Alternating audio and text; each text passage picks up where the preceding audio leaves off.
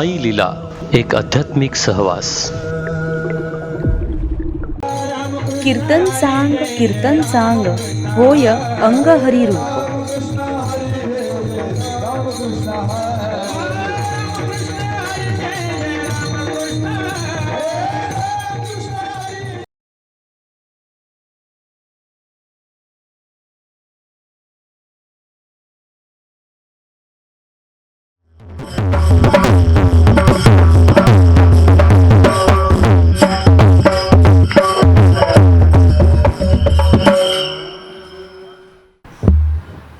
अखंड हरिनाम सप्ताहातलं 53 काल्याची कीर्तन तुम्ही इथं ऐकून आलेली आहात. त्याच्यातली काही तुम्ही केली असतील. हे 54व इथलं 54व काल्याचं कीर्तन तुम्ही ऐकताय. आमच्या या टाळकऱ्यांमधला एखादा कोणी जरी उभा केला तरी काल्याचं कीर्तन सांगत कोणीही सांगत. नवीन काय त्याच्यामध्ये तेच आणि एक सिद्धांत आहे, चरित्र ते उच्चारावे केले देवे गोकुळी. जे गोकुळामध्ये भगवंतानं चरित्र केलं त्याचं उच्चारण करायचे, हा एक सिद्धांत आहे. आणि मी प्रत्येक वेळेला थोडासा वेगळ्या सिद्धांतानं विषयाला मांडण्याचा प्रयत्न करत असतो. संप्रदायाची मर्यादा न तुटता हे लक्षात घ्या.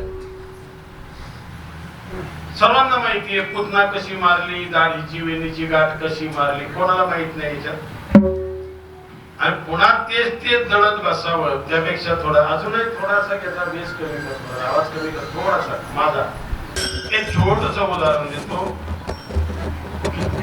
मगाशी ही 2 शब्द मी रोशनचे ऐकले. त्याचाही जो मानस आहे आत्ता तसा माझाही आहे. लोकांना काहीतरी देता आलं पाहिजे आणि लोकांना काही घेता आलं पाहिजे. उदाहरणाने जर मी सांगू गेलो ना, एखाद्या ठिकाणी तुम्ही पाहुणे म्हणून गेलात किंवा तुम्ही पाहुणे 10-5 जेवायला येत आहे असं जर कळलं तर तिथली जी काही गृहिणी असेल ती तिच्या स्वयंपाकाला लागते. 10 लोक जेवायला यायची. तिला जे वाटेल योग्य का या पाहुण्यांना हे जीव घालावं आणि हे सगळे माळकरी आहेत यांना भाजी पोळी केली पाहिजे, तिच्या आवडीच्या भाज्या करील, एखादा गोड पदार्थ करील, भजे तळील, जे तिला वाटेल ती. मग त्याच्यातल्या काही मेथीच्या भाज्या असतील, कोणाची शापूची असेल, कोणाचं कारला असेल, अन्य असेल. पाहुणे आले, हातपाय धुतले, जेवायला बसले सोनवणे महाराज आणि पात्र ताट वाढून समोर आली पाहुण्यांच्या.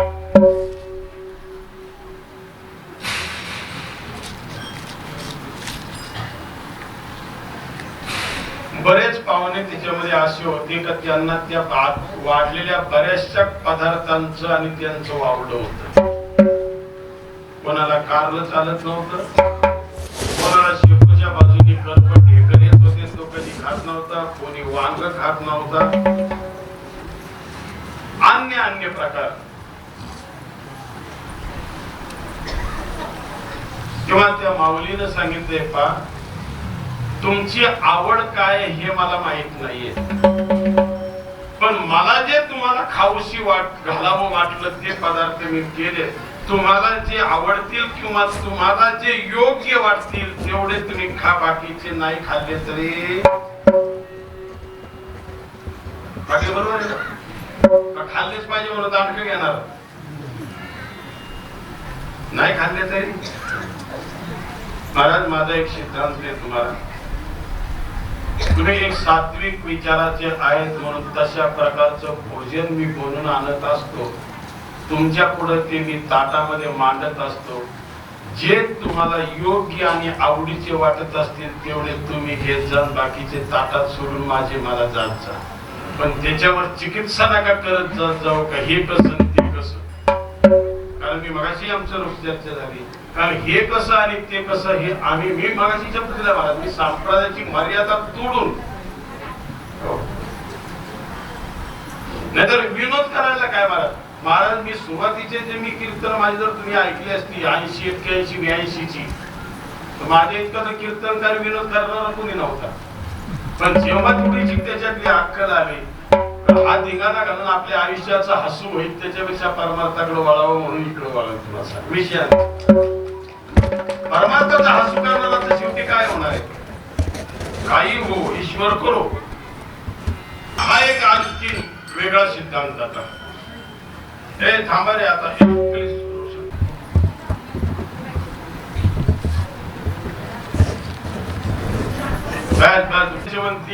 ते उच्चारावे केले देवे गोकुळे. गोकुळामध्ये जे चरित्र केलेलं आहे ते उच्चारावं हा एक सिद्धांत आहे, आचारावं नाही. भगवंताचे 10 अवतारे मत्स्य, कच्छ, वराह, नरसिंह, वामन, परशुराम, राम, कृष्ण, गौतम बुद्ध आणि पुढे 10वा होणार आहे तो कल्की. 9 झाले. याच्यातले 10 अवतारांपैकी फक्त भक्ती प्रधान अवतार 2 आहेत, राम आणि कृष्णाचा. बाकीचे अवतार सर्व कर्म प्रधान आहेत. जे जे अवतारांच्या ज्याच्यासाठी अवतार घेतला त्यो अवताराचं कर्म संपलं, अवतार संपवला.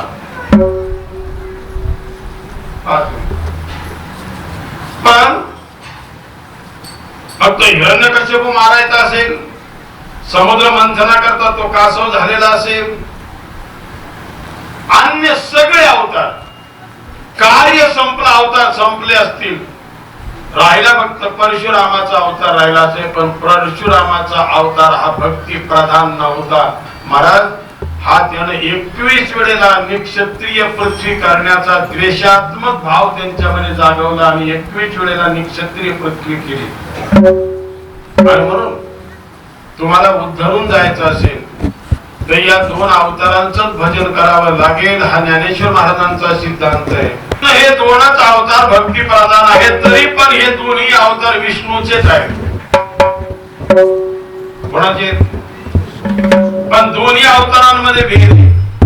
कुठंही दोघांमध्ये साम्य नाही. राम आणि कृष्ण एक 7वा दुसरा 8वा अवतार दोन्ही विष्णूचे, पण दोघांमध्येही साम्य नाही. दोन विरोधाभास. कृष्णाचा जन्म आहे पावसाळ्यात, विरुद्ध भाव. रामाचा जन्म दिवसा आहे, कृष्णाचा जन्म रात्रीचा आहे. मध्यान्नाशी दिनकर बळभरी होय स्थिर. सूर्य माथ्यावर जेव्हा येतो, मध्यान्नाला येतो, तेव्हा रामाचा जन्म झालेला आहे. कृष्णाचा जन्म 2 प्रहर रात्र. महाराज इथं 2 प्रहर रात्र घेऊन वारकरी आपण कीर्तनकार जन्म नाही साजरा करत. किती वाजता करतो? कोणत्या कंपनीचं घड्याळ होतं 12चा टायमिंग काढायला? 2 प्रहर रात्र बरोबर मध्य, आणि तीही चंद्रोदयाची वेळ. वद्य पक्ष आहे आणि वद्य पक्षामध्ये बहुतेक लोकांना संकष्टी चतुर्थी असते. ती सरासरी 10 पावणे 10च्या दरम्यान चंद्रोदय असतो. त्याच्यानंतर अर्ध्या तासांनी पुढे जा. चतुर्थीच्या नंतर जी अष्टमी येते त्या अष्टमीला 12 ते 12:30 या दरम्यान चंद्रोदय असतो. आणि त्या चंद्रोदयाची जी वेळ आहे ती कृष्णाच्या जन्माची वेळ आहे. तुम्ही म्हणाले याला कारण काय? रामाचा वंश हा सूर्यवंश आहे आणि प्रभू श्रीकृष्णाचा वंश आहे तो चंद्रवंश आहे. राम प्रभूंचा असणारा वंशाचा मालक आहे तो सूर्य आहे आणि कृष्ण भगवंताचा आहे तो चंद्र आहे. भगवान रामाने आपल्या आदि पुरुषाला म्हणजे सूर्याला साक्षीला ठेवून जन्म घेतलाय आणि कृष्णानं सुद्धा त्याला साक्षीला ठेवून जन्म घेतलाय मध्यरात्रीला. अजून बरीचशी कारण आहेत त्याच्यातली. एक त्याचं कारण, तुम्हाला आता कोणीतरी फोन केला, तुमच्या अतिशय जीवाभावाच्या माणसानं, नातेवाईकानं, मिळवण्यानं, कोणी करू द्या, का मी 1 वाजता राजूरला येतोय. तुम्ही घरी येत हो म्हणजे घरीच येतोय मी 1 वाजता राजूरला. तुमच्या जीवाभावाचा माणूस हा. तो 1 वाजता घरी पोहोचणार आहे म्हणजे तुम्ही 12:30ला किक मारून तुम्ही बिलोलीला निघून जाणार. एखादं लाख काम असेल तरी तो येतोय. थांबला पाहिजे. चंद्राचं आणि कृष्णाचा जरी एक वंश असला, त्या वंशात जरी कृष्णाचा अवतार असेल, पण दुसरं एक कारण महत्वाचं आहे. चंद्राचं आणि कृष्णाचं नातं हे मेवण्यांचं नातं आहे. कसं? समुद्र मंथन जेव्हा झालं तेव्हा त्याच्यामधून 14 रत्न निघाली. 14 रत्न सांगून वेळ घालवण्यापेक्षा त्याच्यातून चंद्रही निघाला होता आणि त्याच्यातून लक्ष्मीही निघाली होती. आणि हीच लक्ष्मी विष्णूला दिलेली होती. आणि विष्णूची धर्मपत्नी लक्ष्मी त्या विष्णूचा अवतार आहे माझ्या भगवान श्रीकृष्णाचा. ज्या श्रीकृष्णाची रुक्मिणी जी लक्ष्मी होऊन तिथे जन्माला आलेली आहे ती चंद्राची बहीण आहे. ती विष्णूला दिलेली आहे. म्हणजे विष्णूचं आणि चंद्राचं नातं. त्याच्या स्वागताला थांबलेले भगवंताच्या स्वागताला. एक दिवसा एक रात्रीचा, एक ऐन पावसाळ्यामध्ये, दुसरा ऐन उन्हाळ्यामध्ये. कुठे दोघांचा मेळ बसतोय? राम अगोदर, कृष्ण नंतर. शाळेमध्ये तुम्हाला पहिली जोडाक्षर शिकवली का सरळ अक्षर शिकवली? पहिली सरळ अक्षर. राम अगोदर आहे. राम प्रभूची दोन्ही अक्षर सरळ आहेत आणि कृष्णाची दोन्ही अक्षर जोडाक्षर आहेत. रामाचं उभं राहणं सरळ आहे, कृष्णाचं उभं राहणं वाकड आहे. बरोबर? अक्षर सरळ आहे, कृष्णाचं उभं राहणं सुद्धा वाकड आहे, अक्षर वाकडी. भगवान रामाचा काम सरळ आहे. काम एक पत्नी व्रत भगवान रामाचं आहे. भगवान श्रीकृष्णाचा काम सुद्धा वाकडा आहे. थोड्या नाही, तिडक्या नाही, 16,108 आहेत महाराज. राम आणि कृष्णामधला हा भेद. रामानं दिलेला शब्द कधी कोणाला मोडला नाही आणि कृष्णाने दिलेला शब्द कधी कोणाचा पाळला नाही.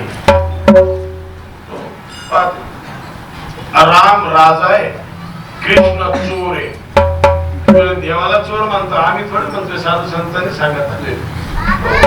जनाबाई सुद्धा म्हणली ना, धरीला पंढरीचा चोर. कितीतरी प्रमाणित महाराज. चित्त चोरी येणे नंदाच्या चोर, हरिणे वाजी हरिले. कितीतरी प्रमाणात. राम राजा आहे, कृष्ण चोर आहे. रामाचा जन्म राजमहालात झाला. राजा आहे, राजाचा जन्म राजमहालात झाला. कृष्ण चोर आहे, कृष्णाचा जन्म पुढे झाला. त्यावेळेला खरा चोर हा तुरुंगातच असायचा, पण आता तसं नाही. खरं चोर मोकळं येणं त्यातून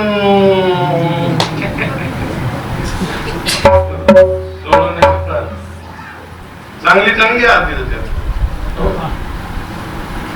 एवढं उभ्या आयुष्यभर समाजसेवा करणारे आमच्या अण्णा आधाराला मध्ये जावं लागलं होतं. काय करणारे बाकीची.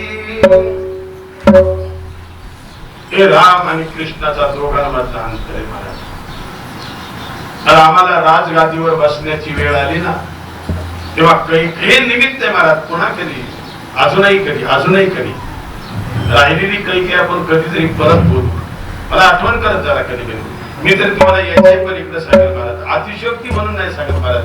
तुम्हाला जसं एखाद्या दिवशी काही खाऊशी वाटेल ना, तसं तुम्ही जसं एखादं पोरगा आईला सांगते ना, तसं मी तुम्हाला हक्कानं सांगत. तुम्हाला जे ऐकूशी वाटेल ना ते कधी कधी हक्कानं सांगत जा, पण सद्भावनेनं सांगत जा. एखाद्याला थर्मामीटर लावण्याकरता पुढचे पिढी नका सांगत.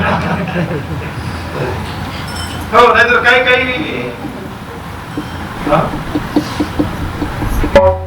एका माणसाला काय म्हणलं, मग कुडी खेळू. कुडी कळली तुम्हाला? त्याला काही भागामध्ये हुमणं म्हणतात. हुमणं कोडी.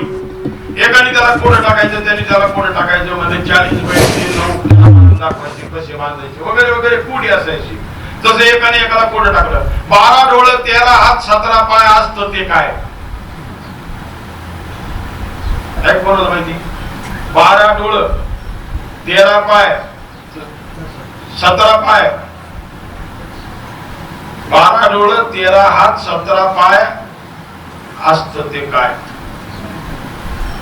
बघा शिवजीत काहीच उत्तर नाही महाराज, त्याला उत्तरच नाही. हे कोड आहे.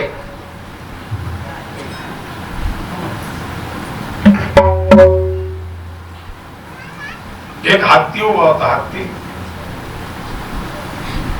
त्याच्या सोंडावरून एक मुंगी चढली हत्तीच्या.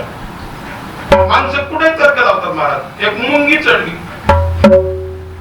तेवढ्यात दुसऱ्या मुंगीने बघितलं आणि ती शेपटीवरून चढली. कोणाच्या? एक चढली सोंडावरून आणि दुसरी चढली शेपटीवरून. त्या सोंडावरच्या शेपटीवरच्या हिला विचारलं,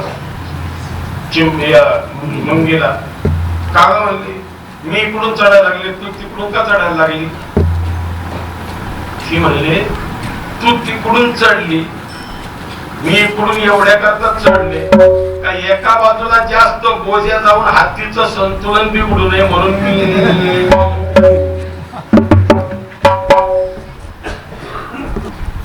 बाकी हे असले विनोद मी 2-2, 4-4 तास सांगू शकतो. परमार्थाची मजा नाही राहत. ती मुंगी जशी संतुलन सांभाळायला गेली, इमानदारी सांगा, आता शेकडोही मुंग्या जरी इकडच्या तिकडच्या जरी एका बाजूला झाल्या हो, तर जो हाती झुकल का एका बाजूला? तुमचं काय मत? अरे हत्ती झुकणार नाहीये महाराज. हत्ती कितीही मुंग्या चढल्या तरी तो जाग्यावरच राहणार आहे. आणि म्हणून विनोदा करता विनोद नसला पाहिजे महाराज. अरे त्याच्यात धुंडा महाराजांचं कीर्तन ऐकलेले कोण आहेत? रामचंद्र महाराज नागपूरकरांचं कीर्तन ऐकलेलं आहे कोणी? धुंडा महाराजांचे कीर्तन ऐकलेलं? महाराज तुम्हाला नसेल योग आला थोडासा. बस विनोद करायचे महाराज. धुंडा महाराज विनोद करायचे, पण चालता चालता विनोद असायचा. चांगल्याला कळायचा, तो बाकीच्या डोक्यावर जात होता, पण संप्रदायाची मर्यादा न तोडता विनोद असायचा महाराज.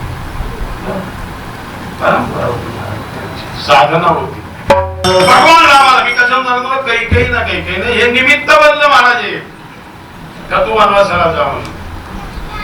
भगवान रामाला राजगादी मिळत असताना काही वनवासाला पाठवलं. रामाची गादी 14 वर्षाकरता त्याची दूर गेली रामापासून. राम समुद्राच्या पलीकडे गेले सीतामाईला सोडवायला. सीतामाईला सोडवलं आणि परत माघारी आले आणि नंतर भगवान राम राजगादीवर बसले ना. पण महाराज कृष्ण चोर आहे. कृष्ण कधीच राजा झालेला नाही, कधीच नाही. हो, तरी पण महाराज आपल्याकडे प्रमाण आहे. आपण गाणार मग मी सांगतो ते खरं का प्रमाण सांगते ते खरं? आणि मी तर म्हणतो कृष्ण राजा झालेला नाही. आणि याला पुरावा भगवान कृष्णाचा वंश हा यदुवंश आहे महाराज. आणि यदुवंश हा पुढे ययातीपासून चालत आलेला वंश आहे. जेव्हा ययातीला म्हातारपण आलं आणि त्याची काम वासना पूर्ण झाली नाही, तेव्हा त्याला अजूनही काम वासना भोगायची इच्छा लागून गेली ययाती राजाला. तेव्हा राजा ययातीला 2 धर्मपत्न्या, एक शुक्राचार्यांची मुलगी होती देवयानी आणि दुसरी होती शर्मिष्ठा. त्या शर्मिष्ठा पासून सुद्धा पुढे यदू झालेले कुरु हा शर्मिष्ठेचा पुत्र आहे. आणि म्हणून त्यांनी त्या काळामध्ये कोणाचं कोणाला देता येत होतं महाराज आयुष्य. मला ती परंपरा आता पाहिजे होती.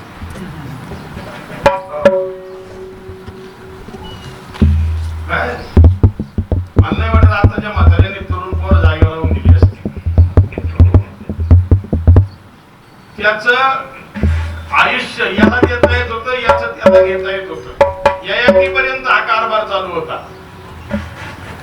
आणि म्हणून त्यानं आपल्या मुलांना बोलवलं आणि सांगितलं, बाबांनो माझी अजून जगण्याची इच्छा आहे. मी म्हातारा झालो केव्हा मरेल सांगता येत नाही. कोणाचा भरोसा आहे काही? मी अनेक वेळेला सांगत होतो महाराज, क्षणभंगुर नाही बसा हो. आज उद्याचा काय, परवा आमच्याकडे एक महाराज एका चांगल्या कीर्तनकारांची आई वारली, तिचा दशक्रिया विधी होता आणि म्हणून एक चांगले सज्जन महाराज, त्याला संतदास महाराज म्हणून माहिती आहे, त्यांच्या आईची दशक्रिया होती आणि पंढरपूरच्या वारीची दिंडीचं फार व्यवस्थापन सुंदर करणारे ठाकाशेठ म्हणून होते, सई माहिती तुम्हाला. आणि महाराज हे दशक्रियेचा कार्यक्रम उरकला आणि तिथून ते घरी गेले आणि घरी गेल्याच्या नंतर त्यांना अटॅक आला, ते तिथे गेले. फक्त 10 मिनिटाचा कार्यक्रम झाला. स्वतः गाडी चालवत गेले, सगळं काही सगळं. काय भरोसा आहे कोणाचा म्हणजे. आणि आपल्याला एखाद्याला जर काही म्हणलं ना, नाही आपण काय नाही, सप्त्याची पंगत नाही, आपली पुढच्या वर्षी पंगत, याच्याबरोबर 5 साल आहे पुढच्या वर्षापर्यंत जगण्याचा.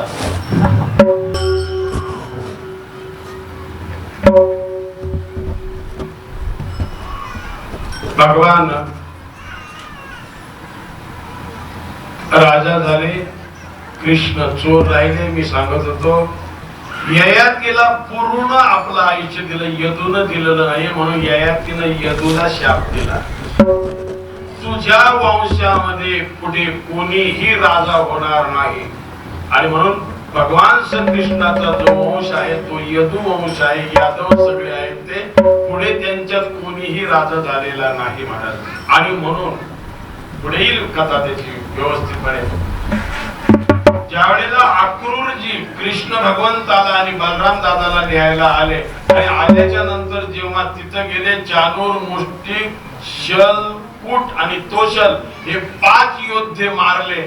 त्यानंतर कंसाला जेव्हा सिंहासनावरून खाली ओढला आणि मारला, त्याच्यानंतर महाराज कंस जेव्हा गेला, गड्यांनो राजकिरी झाला. हे कसं झालं सांगतो, एका महान पुरुषाचं आहे हे, भागवतात नाही पण महान पुरुषाचा सिद्धांत आहे. काय तुम्ही आता कधी ना कधी तरी इलेक्शनला उभे राहिले असतील, नसले तरी कोणाच्या माग असतील, कोणाच्या माग असतील. चहा पाण्यावरही जिंदाबाद करणारे बरेच आपल्याला नसतील, असणारच. तुमची मतमोजणी कुठं असते? नाशिकला गेली मंडळी. साधी ग्रामपंचायतचे इलेक्शन थोडक्यात सांगतो, कशाला आपण लोकांच्या मतदारसंघाचा गेले. 1, 2, 3 फेऱ्या झाल्या आणि फेऱ्या झाल्याच्या नंतर आतून हळूच निरोप आला, आपलं सीट 100 मतांनी पुढे. ग्रामपंचायत थोड्यावर खेळ असतो. आता जी बाहेरची त्याचं जे गडी येते काय गप्प असते का महाराज, लगेच कार्यक्रम पाटील सुरू होतो, जिंदाबाद जिंदाबाद जिंदाबाद. अजून 2 फेऱ्या झाल्या, यांची सगळी तयारी झाली, जिंदाबाद आता आपलं. आणि काय कोणा ठाऊक कोणत्या गल्लीतलं वार्डातलं मतदान फिरलं आणि हे 100 माग आलं. जे 100 पुढं होतं ना ते माग आलं. आणि मग आता एकच फेरी राहिली आणि आता त्या गल्लीत तर काय 30-40 मध्ये तुटून तरी मतदान किती सुटणार, 100चं लीड काय सुटणार नाही. जी पहिली जिंदाबाद करीत होती त्यांनी गाड्या काढल्या, बाकीच्या विचार काय पुढे त्याला नाही आलो, जे घराकडे निघून आले. मला एक सांगा, ते पडले, ज्यांचा मधी जिंदाबाद झाला ते पडले. का कंस जेव्हा मारला तेव्हा नियम असा असतो, ज्या राजाला मारला जातो त्या राजाच्या राजगादीवर त्याला मारणारा राजा अधिकारी बनतो, त्या राजावर तो अधिकारी बनतो. महाराज माझ्या भगवान रामाचं आणि भक्त कृष्णाचं एकाच ठिकाणी साम्य आहे. महाराज रावण मारल्याच्या नंतर माझ्या रामानं राजगादी घेतली नाही, त्याच्या जाग्यावर विभीषणाला बसवला. आणि कंस मारल्याच्या नंतर माझ्या कृष्णानं राजगादी घेतली नाही, त्याच्या जाग्यावर त्याचे वडील बंदी खाण्यामध्ये होते, त्या उग्रसेन राजाला त्याची राजगादी दिली, स्वतः नाही घेतली. महाराज परोपकाराची भावना. रामायण महाभारत एवढ्या करता ऐकायचे असतात महाराज. हो, दुसऱ्याला मोठं करण्याकरता आपलं जीवन असावं, आपलं तसं नाहीये महाराज. राजकारण्यांचं तर सोडून द्या महाराज, महाराज लोकांचंही तेच आहे. माझं पाकिट मोठं कसं काहींनी तर त्याच्यातली काढून आपलं भागून घेतलं महाराज. इकडं नाही, आमच्या इकडं एक सिद्धांत सांगू, एक सिद्धांत सांगू. मी मुद्दाम काही शब्द देतोय महाराज, कारण मला ते साईलीलाच्या माध्यमातून हे फार ठिकाणी जातोय महाराज. पहिल्या ज्या कथा होत होत्या काळ बदललाय महाराज, आता तेवढा राहू शकत नाही महाराज. डोंगरे महाराज जे भागवताचे खऱ्या अर्थानं प्रणेते म्हटले जातात, श्रीमद भागवताचे नाव ऐकलं पाहायला नसेल मिळालं तुम्हाला.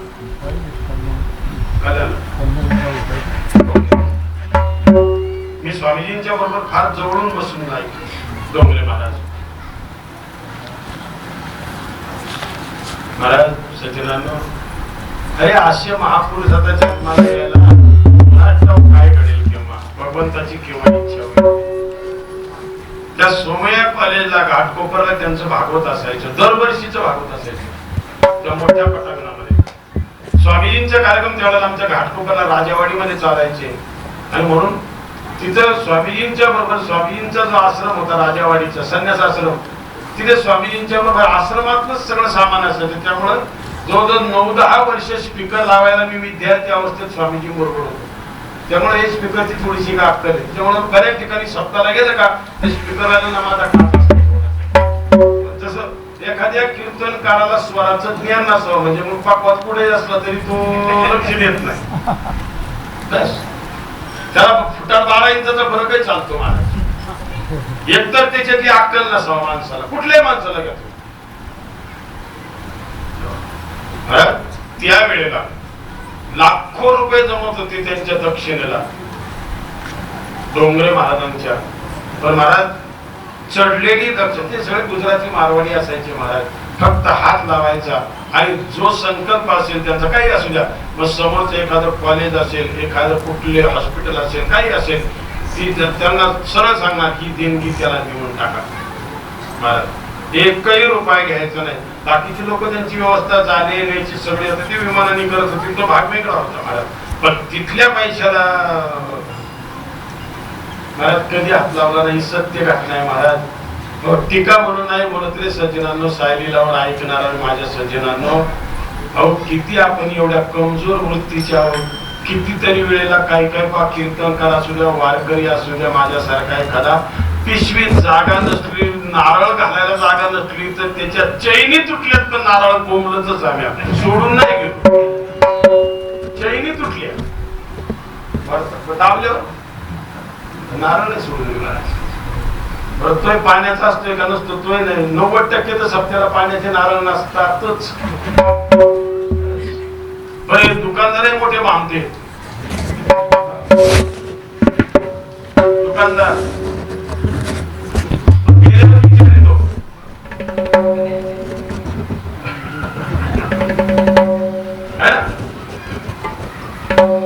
सुपाऱ्या खायला पाहिजेत का नाही, पूजेला पाहिजेत, मग त्याचा जुना स्टॉक आहे. पारायण केलं सप्त्याला जर तुम्हाला कपडे द्यायची ठरली ना वारकऱ्यांना, 4 वारकऱ्यांना, कपड्याच्या दुकानात गेल्यावर ते विचारते तुम्ही पॅन्ट शर्ट वाले पण तुम्हाला धोतर कशाला पाहिजे. अहो ते पारायणाला ते सप्त्याला लोक आलीत ना पाहायला, 2-3 त्यांना द्यायचे, मग ते पाणी गाळायच्या कामात येणार नाही असं धोतर काढायचं. अरे महागाचं तुझ्या बापाचं काय जाते, तुला भाव असेल तेवढं द्यायचं ना महाराज. कितीतरी कपडे आपल्याला आलेली अशी असतात. कधी विठाला विठाला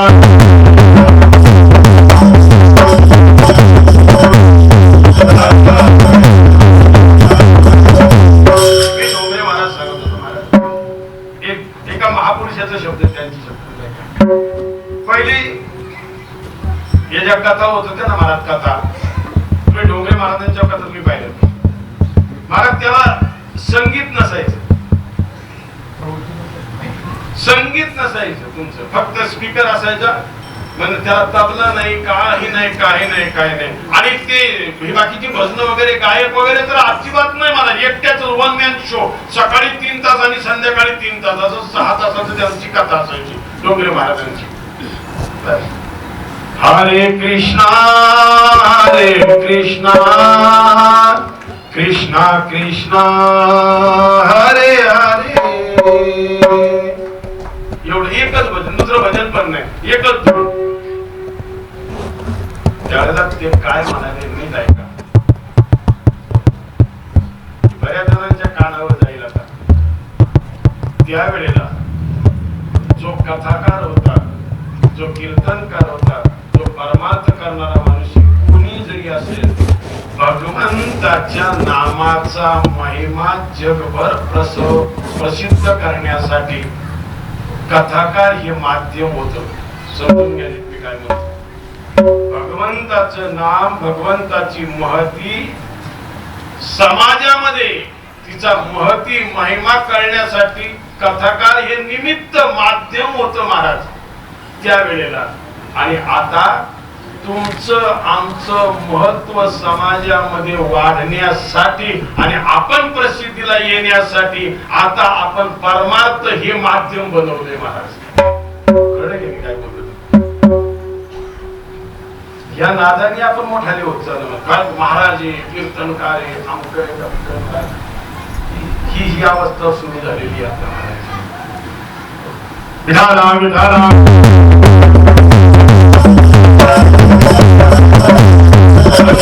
वंशामध्ये कोणी राजा झालेला नाही हा तिच्यातला सर्व सिद्धांत होता. पुढे त्याला आता कृष्ण जन्मात जाऊया. दोघांची भूमिका तुम्हाला कळलेली. रामाचं आणि कृष्णाचं राज्य सांगत होतो. राम 14 वर्षानं राजा झाले पण कृष्ण राजा नाही झाले. आणि म्हणून मी सांगतो हे मध्ये जे जिंदाबाद झालं का कंस मेला आता कृष्णच राजा होणार, कृष्णच राजा होणार. पण त्यांना काय माहिती, कृष्णाच्या डोक्यामध्ये उग्रसेन राजाला बंदीखान्यातून सोडवला आणि त्याला राजगादीवर बसवलं. आता चला कृष्ण जन्माकडे जाऊ थोडस. भगवान श्रीकृष्णाचा जन्म अवतार नाही महाराज, जन्म आहे. सगळ्यात विपा नरसिंह जयंती, वामन जयंती, परशुराम जयंती, बुद्ध जयंती, कृष्ण जयंती नाहीये, कृष्ण जन्माष्टमी. कारण कृष्णाचा पूर्ण अवतार आहे आणि तो पूर्ण अवतार असल्यामुळे सुतपा आणि पृष्णी, सुतपा आणि पृष्णी हे दोघे जण कृष्णाचे माता पिता पुनर्जन्मीचे. आणि त्यांनी 1000 वर्षाची तपश्चर्या केली. भगवान विष्णूला प्रसन्न केला आणि त्यावेळेला आमच्या पोटी जन्माला यावं म्हणून त्यांनी विनंती केली.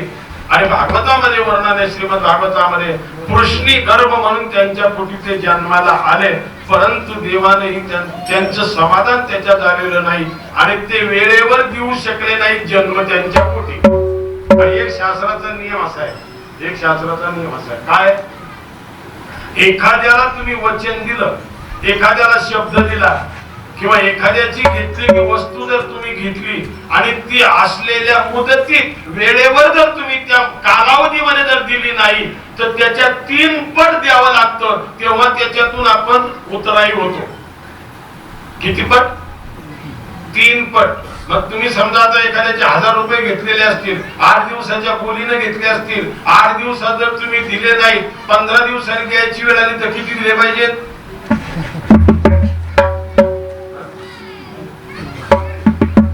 असं जर 3 पट मिळतं जर म्हटलं तर नको कोणाला पैसे देतील, पण तो परत देईल की नाही?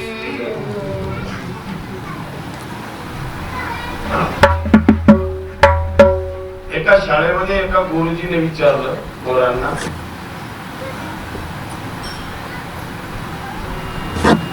समजा तुझ्या वडिलांना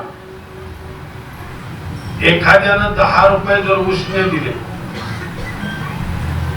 दुसऱ्या दिवशी पुन्हा 10 रुपये जर उसने दिले, तिसऱ्या दिवशी पुन्हा त्यानं त्याच्याकडून 10 रुपये उसने घेतले, किती झाले आता? तर तुझ्या वडिलांना ज्याच्याकडून पैसे घेतले त्याला परत किती द्यावे लागतील? किती द्यावे लागतील आता? 10, 10, 10 किती झाले? त्या पोरानं सांगितलं 1 रुपया सुद्धा नाही. उत्तर गणिताचा ताप चालला होता, 1 सुद्धा नाही. मला मूर्खा, गणित शिकतोस का साहेब? अरे 10, 10, 10 3 वेळेला 10, 10 रुपये घेतले तर 30 रुपये त्याला परत द्यावे लागतील. मला गुरुजी ही गणिताची भाषा झाली, तुम्ही गणित समजता पण मी माझा बाप समजितो. माझ्या बापाने आतापर्यंत घेतलेलं कोणाचं दिलंच नाही तर तुम्ही गणित समजता पण मी माझा बाप समजतो. त्याला द्यायचं माहितीच नाही महाराज. 3 पट द्यावं लागतो आणि ते 3 पट देण्याकरता महाराज माझ्या भगवंताला 3 वेळेला ही कृष्णी सुतपा आणि कृष्णी हे पुढे नंतर कश्यप आणि आदिती झाले. कश्यप आणि आदिती झाल्याच्या नंतर यांच्या पोटी वामन म्हणून जन्म घेतला देवानं पाहिला. पुढे हेच मनुष्य रूपा म्हणजे कश्यप आणि आदिती हे पुन्हा दशरथ आणि राजा दशरथ आणि कौशल्य झाले. तेव्हा भगवान माझ्या रामाचा जन्म झाला. 2 जन्म झाले आणि पुन्हा हे सुतपा आणि कृष्णी वसुदेव आणि देवकी म्हणून जन्माला आले. त्यांच्या पोटी भगवंतानं 3ऱ्या वेळेला उतराई होण्याकरता भगवान श्रीकृष्णाच्या रूपाने अवतार घेतला. म्हटलं बरंच मी कथा तुम्हाला पुढे नेतो. पटकन बराच वेळ जाईल. त्याच्यामध्ये सगळ्यांना माहिती आहे वसुदेव आणि देवकीचं लग्न ठरलं की नाही. आणि वसुदेव देवकीचं लग्न ठरलं आणि लक्षात ठेवा मला हे लग्न करण्याची इच्छा कवाचा जीवलग मित्र आहे मला. अतिशय प्रेमाचा आणि जीवलग आहे मला वसुदेव. आणि म्हणून कंसाची इच्छा होती का माझी ही बहीण चुलत बहीण आहे ती आणि माझी ही बहीण ही वसुदेवाला द्यावी. कोणाची इच्छा आहे कंसाची. आणि म्हणून त्यानं तो विवाह जुळून आणला. श्रीमद भागवताचं चिंतन करा म्हणावं महाराज कधी पण. तुम्ही बारकाईने सांगतो महाराज त्यानं जेवढं तिच्या लग्नामध्ये खर्च केलाय जेवढं वैभवशाली आणि संपन्न असं लग्न केलंय ना असं कुठल्याही राजाच्या मुलीचं लग्न झालेलं नाही. एवढं कंसानं सुंदर लग्न केलंय ते. पण महाराज गंमत अशी पहिल्यापासून आपल्या धर्माला किंवा आपल्या समाजाला दोष लागलाय की काय कुणाला ठाऊक. ज्या घरामध्ये अति आनंद आणि सुख समाधान लाभत असेल ना हे कधीही दुसऱ्यांना पाहावं नाही. त्याच्यात आगी लावायचं काम आपण केलेलं आहे महाराज आजपर्यंत. आणि त्या दिवशी त्यांची जी ती वरात निघाली त्या वरातीचे स्वतः लगाम धरलेत आणि देवकीला पोहोचवायला निघालाय कोण कंस निघाला. परंतु वरच्या गाड्यांना नाही बघवलं हे. कोणत्या वर बसलेले आकाशाची वाणी सांगतसे कंसा मानी भरवसा बोलण्याचा आठवाईचा पुत्र वधील तुझशी. आकाशवाणीने सांगितलं कंसा जिला जेवढ्या प्रेमानं तू निरोप द्यायला निघालाय तिचाच आठवा पोरगा तुला मारणार आहे. त्यातल्या जराशा गमती थोड्याशा गमती म्हणजे करमणुकीच्या नाही अर्थशास्त्राच्या. त्यानं हातामध्ये एक खडग घेतलं आणि महाराज बारकाईनं लक्षपूर्वक ध्यान द्या. डाव्या हातानं त्यानं तिचे केस पकडले. अजून तिच्या अंगावरची हळद सुद्धा पिटलेली नव्हती. नवरा नवरी चाललेले केस पकडले हात खडग घेतलं. एकच विचार केला न रहेगा बास और न गरजेगी बासरी. ज्या बांबू पासून बासरी तयार करायची ती बासरी जर संपवली तर बांबू संपवला तर बासरी होईल कशी. आणि म्हणून वसुदेवाने हात धरला वरच्यावर. काय करतोस कंसा. एक सांगू हिचा पुत्र मला मारणार आहे म्हणून मी हिला मारतोय. पण वेड्या एक कर्म तू बचायला जाशील पण 3 पाप बाकीच्या अंगावर घेशील ना. एक तर ती तुझी बहीण आहे. तिसरी ती स्त्री आहे आणि आता ती सुमंगल अशा अवस्थेमध्ये आहे. अशा वेळेला तू तिची हत्या करशील तर स्त्री हत्येचा दोष तुझ्याकडे लागेल. पण त्याचं प्रेम होतं महाराज. एकमेकाला ओळखत होते स्वभाव चांगले. पण घोटाळा केला आकाशवाणीनं. तुम्हाला 2 माणसं जीवलग असतील ना जीवलग अति जीवलग त्यांच्या 2 तासात फूट पाडायची असली तर तुम्हाला मी मंत्र सांगतो एकमेकाचं मरेपर्यंत तोंड पाहणार नाही. सांगू नको पाटील तुम्ही करणार नाहीत मी सांगतो. त्याच्या दोघं जण बसले असतील ना बाजूला न्यायचं, त्याच्या समोर आड बाजूला नाही जायचं, तिच्या समोर फक्त तिच्या कानाला तोंड लावायचं, त्याच्याकडे बघत राहायचं, इकडे बोलायचं. तोंड अजिबात फक्त हलवायचं, बोलायचं काहीच नाही, काहीच नाही. तो निघून गेला ना फक्त काहीच बोलायचं नाही, एक शब्द सुद्धा नाही. तिच्यात जाऊन बसत, परत थोड्या वेळाने इकडून तिकडून आला का तो राहिला होता त्याला बोलवायचा, त्याला तेच करायचं, त्याने निघून जायचं. हात त्याच्या जवळ गेला का सकाराम काय म्हणतात तुला, अरे काहीच नसतं. एवढं लांब बोलून घेतलं, बराच वेळ कानाशी काहीतरी बोलत होता, काय खरं सांग काय म्हणत होता, अरे खरंच तुझी शपथ काहीच नव्हतं म्हणत, असं होऊ शकत नाही, खरं सांग काय म्हणत होता. आता काही जर म्हणलाच नाही तर हा काय सांगणार, काहीच नाही बोलला तो, खरंच सांग. हे बघ एवढ्या आतल्या गाठीचा असतील तर तुझा माझा संबंध आजपासून नक्की माझ्याबद्दलच काहीतरी असं म्हणून तू सांगत नाही. अरे खरं बाबा काहीच नाही. तिथून जे ताटातूट झाली परत दोघे एक जागी नाही आले. म्हणलं का काही संशयाची पाल फक्त तुटली पाहिजे, संशयाची पाल तुटली पाहिजे. कंसानं परत सोडून वसुदेवाला सांगितलं मी 8वा पोरगा आणून देतो तुझ्या हातानं, तू मार. कंसानं रथाच्या खाली उडी मारली आणि उडी मारल्याच्या नंतर तो माघारी आला, रथ निघून गेला. दुसऱ्या दिवशी परत देवतांची मीटिंग भरली.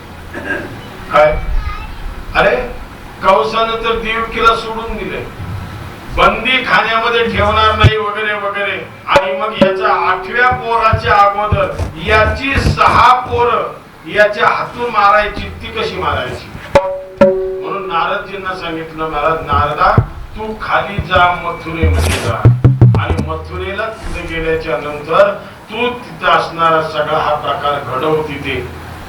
हो काय प्रकार घडवायचा आहे तिथे. आता जाताना कंसाकडे गेला, जाताना एक कमळाचं फूल, त्याला कमोदिनी म्हणतात, ते कमळाचं फूल घेऊन गेला. त्या कमळाच्या पाकळीला 8 पाकळ्या, फुलाला 8 पाकळ्या असतात. तो गेला, नारदाने त्या नारदाचं स्वागत केलं. कंसानं आगतम स्वागतम. महाराज हा एकच गडी असा होता, हा देवाच्या पार्टीत गेला तरी स्वागत, माणसांच्या पार्टीत गेला तरी स्वागत, आणि देवाच्या पार्टीत गेला तरी कंच्या पार्टीत जाऊ. महाराज आज आपल्या नारदाशी काही समजू नका, कंच्या पार्टीत जाऊ. महाराज एकाच इलेक्शनला 3 पार्ट्यात काम करते, प्रचाराला एकाच्या गाडीत, खायला दुसऱ्याच्या गाडीत, मतदानाला तिसऱ्याच्या गाडीत असते. बऱ्याच नारदांचा पत्ता नाही लागला. खेळ तो येण्याची खेळावा. बरं काय काय अशी तटस्थ राहतात. आणि शेवटला इलेक्शन झाले त्यानंतर महाराज निवडून आलं, मी म्हणत नाही आपलं शिरलं किंवा तो कांचं का सांग सगळ्यात पुढं महाराज हे घडीवर के बेशरम दिन कोणी बात नाही. 8वी पाकळी कोणती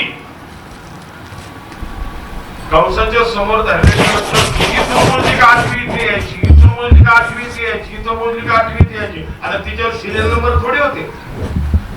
अरे संतांना पण बरेच संत आता जेवढे राजकारण करतात तेवढे राजकारणी सुद्धा राजकारण करत नाही. नागेश्वर महाराज बरोबर आहे ना. खोटा बोलत असेल तर मला तुम्ही जा विचार. बऱ्याच गावांची 1-2 सप्ते केले, ते राजकारण्यांनी नाही केले महाराज. कुणी केले? आपणच केले महाराज. आपणच केले. 8वी ही काय करू मग मी आता. तू एक काम कर, 8वं पोरग तुला मारणार आहे ना, मग तुझा बंदिवास कारावास मोकळा आहे, त्याच्यामध्ये वसुदेव आणि देवकीला आणून ठेव, बंदी खाण्यामध्ये ठेव, हातापायामध्ये बेड्या घाल, आणि होतील ती पोरं पहिल्यापासून मार. कारण हे देव लबाड आहेत. हे 8वा तू इकडून मुसशील, ते 8वा इकडून मुसशील. अशी कशी काय उजळणी होईल? अशी कशी काय? त्यांनी एक भांड मागवलं, 8 वस्तू घन पदार्थाच्या 8 वस्तू मागवल्या. त्या वस्तू एक एक एक एकावर एक टाकली. 1 2 3 4 5 6 7 8. आता 8 झाले की नाही? कंसा म्हणजे झाले 8. मग आता या मी खाली करतो. खाली करताना बघा आता ती वरची होती ती पहिली आली. 1 2 3 म्हणलं याच्यातली 8वी कोणती? हिशोबाने मोजल्यावर टाकताना वरची 8वी येते आणि खाली करताना ती पहिली येते. पहिली टाकली ती 8वी येते. मग एक काम कर ना, पहिल्यापासून जी असतील ती सगळी तू मारून टाक. मग मध्ये येऊ, कडला येऊ, नाही तर पुढे येऊ. अहो ही आयडिया चांगली आहे बा. याला म्हणतात खरा साधू. तोची साधू ओळख खावा देवते त्याची. पहिला मुलगा झाला. वसुदेवाने द्वारपालांना निरोप दिला का देवकी बाळंतीण झालेली आहे, पुत्र झालेला आहे. कंस आला. कंसाला जेव्हा सांगितलं तेव्हा कंसानं पहिला तर निर्णय असा घेतलाय का मला 8व्या पोराची भीती. मधली कशाला मारू? मधली कशाला मारू? पण नारदाने परत येऊन सांगितलं म्हणलं लाभाडे हे मागचं पुढचं क्रम बदलवतील. परत नारद आले. लक्षात ठेवा, तुम्ही लहानपणी असा खेळ खेळले का? लहानपणी असा खेळ खेळले का? कसा खेळ आम्ही लहानपणी खेळायचा असेल. ही बोट आहेत नाही बोट, हे कडचं बोट आता ते शिरेलनी इथे ना 3 नंबरला आहे ना, पण हे असं दाबून पारीकडे 5 नंबरला आणायचं आम्ही. त्या पोरला म्हणायचं 5वं 3रं बोट करून त्याची ओळख. जेव्हा हे घोटाळा करतील असेल तेव्हा पहिल्यापासून येतील ती मारून टाक, सगळी मारून टाक. त्याने 1 1 1 1 2 2 3 3 4 5 6 बोटं मारली. मला सांगा मारायला सांगितली होती तर महाराज 7 का नाही मारली? त्यांनी 6च का मारली? 2 वाक्य सांगतो, पुन्हा त्याच्यावर सविस्तर बोलायला मला 1 तासभर पाहिजे. 11:30 वाजत आलेले आहेत महाराज. आता हा जो काळनिमी होता, म्हणून मी काल बोलतो तुम्हाला हनुमानजी पासून मी सुरुवात करणार होतो. काळनिमी होता. हा काळनिमी रामायणातला आहे. तो हिरण्यकश्यपूच्या खानदानातला आहे. आणि हिरण्यकश्यपूच्या खानदानातला आहे. त्यावेळेला लक्ष्मणाला शक्ती लागली. लक्ष्मणाला शक्ती लागल्याच्या नंतर हनुमानजी औषधी आणायला गेले. आणि औषधी आणायला गेले ते कुठे गेलो? हिरण्यकश्यप होता. हिरण्यकश्यपूचा असणारा हा काळनिमी. या काळनिमीला लक्ष्मण इथून निघाले त्या पोरांनी घोटाळा केला. रात्री पोरांनी नाता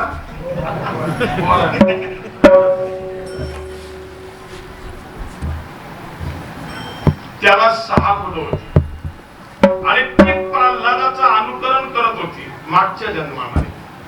ही सत्ययुगातली घटना आहे. आणि म्हणून त्या हिरण्यकश्यपूनं काळनेमीला सांगितलं हे आपल्या घरामध्ये परमार्थ वाढायला लागला. तो म्हणला तुझ्या प्रल्हादाने तर ही बिघडवल्यात. मग एक काम कर, माझ्या प्रल्हादाला मी मारायचा प्रयत्न करतो. तुझी ही 6 तुझ्या हाताने मारून टाक. तुम्हाला मी मारतो. प्रसंग तो जो आहे हिरण्यकश्यप आहे तो सत्ययुगातला आहे. पण हा प्रसंग आहे तो त्रेतायुगातला आहे. आणि ज्या दिवशी लक्ष्मणाला शक्ती लागलेली आहे त्या दिवशी सुसेनाला आणलं. आणि सुसेनाला आणल्याच्या नंतर नाडी परीक्षा केली. आणि नाडी परीक्षा केल्याच्या नंतर त्याने असं औषध सांगितलं. सुसेना इथं सुद्धा मला गडबड आहे थोडीशी. गडबड म्हणजे अजीब गडबड आहे. लक्ष्मणाला शक्ती लागली. लक्ष्मण शुद्धीवर येत नाही असं पाहिल्याच्या नंतर भगवान राम चिंतेमध्ये आहे. भगवान रामानं त्याचं डोकं आपल्या मांडीवर घेतलंय आणि भगवान राम शोक करतायत, रडतायत. विभीषणाला विचारलं आता समजा इथं मी आलो नवीन आलो तर राजूरमध्ये आलो आणि जर आता माझी थोडीशी जर तब्येत जर बिघडली तर मी एखाद्याला विचारलं इथे दवाखाना कुठं जवळ आहे बरं? त्याला विचारावं लागेल. विभीषणाला विचारलं आणि विभीषणाला विचारल्याच्या नंतर आमचा राजवैद्य सुसेन तो जर आला आणि त्यानं जर नाडी परीक्षा जर केली तर त्यांनी जर औषध दिलं तर लक्ष्मण लवकर शुद्धीवर येईल.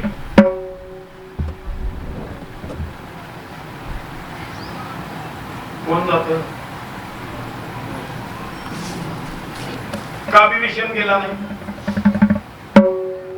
चिंतूचं दुकान तुला माहिती, तू जायला पाहिजे ना. का मला रस्ता सांगायचं इथून जा, इथं गेलं का असं, तिकडून गेल्यावर डाव्या हाताला वळायचं. चौधरी कसं बघायचे काय?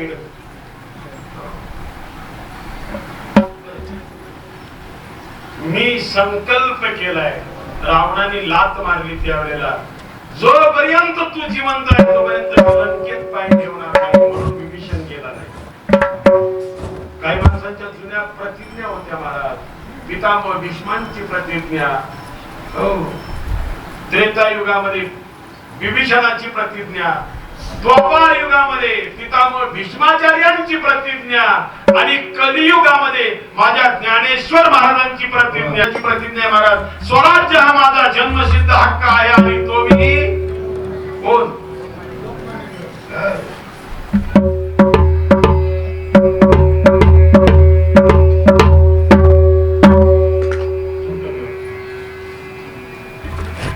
बरीच पोरं अशी आहेत बरं का, एक नंबरचा उत्तुंग असा उत्कृष्ट असा मृदू वाजत असतो, लावता येत नाही.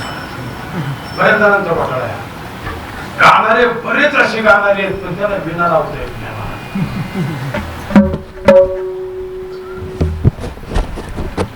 आपल्यातले बरेच कीर्तनकार तालातही नसते स्वरातही नसते, असे बरेच कीर्तनकार आहेत. तरी कीर्तन झाल्यावर म्हणणार पाटील कसं काय झालं आपलं कीर्तन?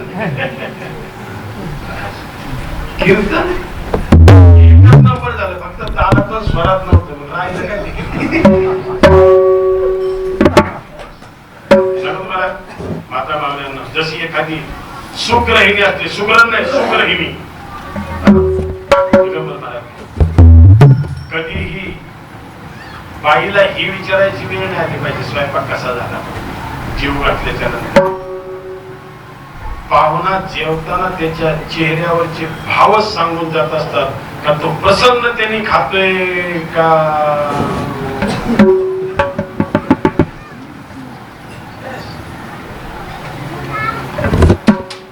काय काय बाय का घरी कशी काय झाली भाजी? माग आवडलं तुम्हाला? माग आवडलं तुम्हाला? डोळ्यातून पाणी येते, सगळे काय घोटाळा होते, काय होते, तिकड झालं वाटतं. ते काय विचार बोलून नाही नाही मला तो घाम येतो. दुसऱ्या वेळेला उपवास जरी असलं बाई म्हणली ना जीवन जा, नाही आत्ताच विलोडीला जीवन तानाची ऐकाना जीवन उपाशी असलं तरी त्याला माहिती पुढं पोट विडून गेला. हनुमानजी गेले, हनुमानजीला सांगितल्याच्या नंतर, आणि हे लक्षात ठेवा मला, याचं वर्णन नाही रामायणामध्ये अतिशय, फक्त नजरने नजरशे मुलाकात करली. हनुमानजीकडे भगवान रामाने बघितलं, नजरने नजरशे मुलाकात करली, रहे दोनों खामोश और बात करली, तू मुझे देख और मैं तुझे देखूं और देखते देखते हो जाए एक. तसं आम्हाला काय अंगदय होता, सुग्रीवय होता, पण हे अजून कोणीच लंकेत गेलेले नव्हते. हा बाबा एकदा जाऊन आला होता. पण आपण गोवा मंडळी मोठी हुशार महाराज. या सप्त्याला जर आपल्याला एखाद्या घरी जर व्यवस्था केली ना आणि पुढच्या सप्त्याला जर आपण जर बोलवलं ना तर जसं आपल्या बापाचं घर आपण पिछे ठेवायला तिथंच जातो महाराज. आपण संयोजकांना आमची व्यवस्था कुठं पहिल्या वर्षी विचारतो आपण.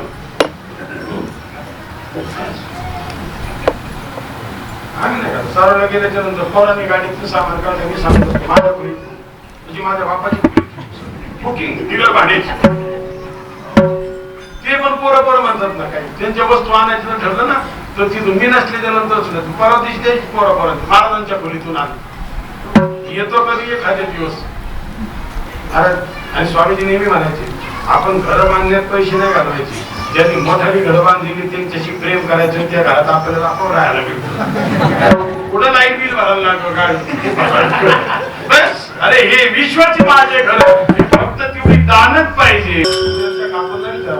कधी नेणार आहे याचं. आता मी मावळ तालुक्यात गेलो मोर्शीला, कधी गेला महाराज तिथे कार्यक्रमाला तर कुसगावला म्हणून जाते ते आमचे विठ्ठल शेठ चव्हाण म्हणून आहे तिथे. त्यांनी तुम्ही आते ना बडेश्वरला, त्यांचं तिथे एक बंगला बनलाय कमी बारीक आहे थोडासा, 4-4.5 कोटीचा आहे. चारी बाजूनी धरण आहे मस्त पैकी. महाराज कमीत कमी 8-10 दिवस तरी असे निवांत राहायला या, निवांत राहायला या. मला एक तर आता हा कोरोना संपू द्या आणि नशिबानं तेवढी साथ दिली पाहिजे ना आपल्याला, तेवढा वेळ मिळाला पाहिजे महाराज.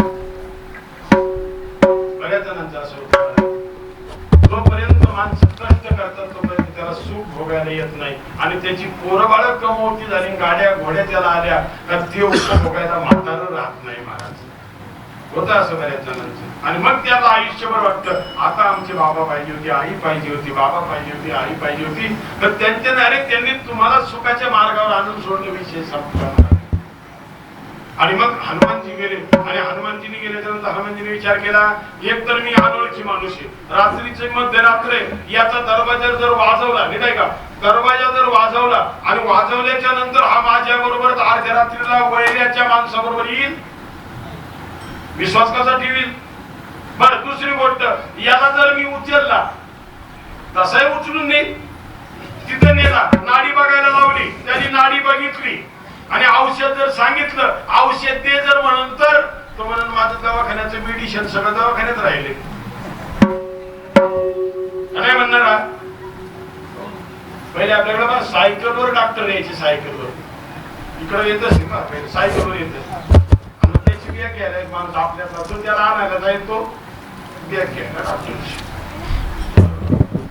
तेव्हा यांनी म्हणायला नको, तपासायचं तिथं राहिलं, मेडिसिन तिथं राहिलं, सलाईन तिथं राहिलं, दवाखान्यात सगळं डॉक्टर उचलला आणला, दरवाजा उघडला, उघडल्याच्या नंतर त्याने नाडी परीक्षा केली.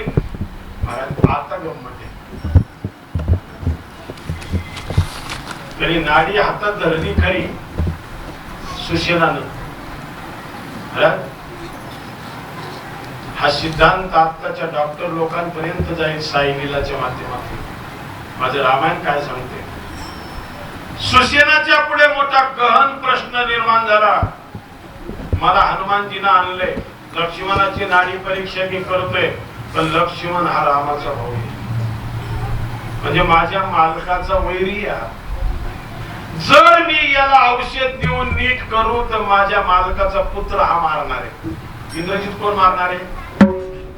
आणि जर मी आज याला औषध न देऊ आणि हा मरतो तर माझा इंद्रजित वाचतोय. काय करू आता, अन्न खाल्लंय मी, रावणाचं अन्न खाल्लंय, मग अन्नाला जागावं का न जागावं, तुमचा काय विचार आहे. जे जागले असतील ते बोला, ज्यांनी गद्दाऱ्या केल्या असतील ते नका बोलू. अन्नाला जरूर जागलं पाहिजे, पण अन्नाला जरूर जागताना आयुष्यातला धर्म नाही सुटला पाहिजे. काय नाही सुटला पाहिजे, धर्म नाही सुटला पाहिजे. आणि म्हणून आजही कुठलाही डॉक्टर पेशंट तपासताना पहिला म्हणत असतो जरा जीभ तपास.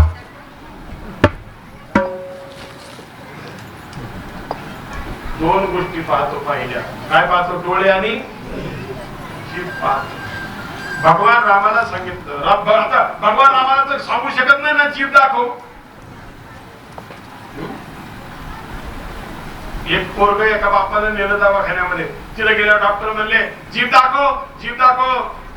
10 मिनिटं झाली, 15 मिनिटं झाली, डॉक्टर जीभच दाखवे ना. हो, अरे जीभ दाखव ना. माझ्या घरामध्ये मी जर कोणाला जीभ दाखवली का आई मला लई मारते, नाही कळलं तुम्हाला. मोठ्या माणसांना जीभ दाखवायची, मोठ्या माणसांना जीभ दाखवायची नसते, म्हणून ते पोरगं डॉक्टर नाही दाखवत नव्हतं. कोणी कुठे अर्थ घेईल. भगवान रामाला विचारलं एकच वाक्य, आणि काय करता, मी काय करू एवढं सांग. मला ते भजनच आपल्याकडे नाही कुठेतरी, सांगा मी काय करू. स्वतंत्र ध्यानी मनी नसलेलं प्रमाण पीठ झाले महाराज. आणि आमच्या सगळ्यांच्या वतीने तुझ्या गायकीला आणि तुझ्या भविष्यातल्या उज्ज्वल वाटचालीला आमच्या लाख लाख शुभेच्छा.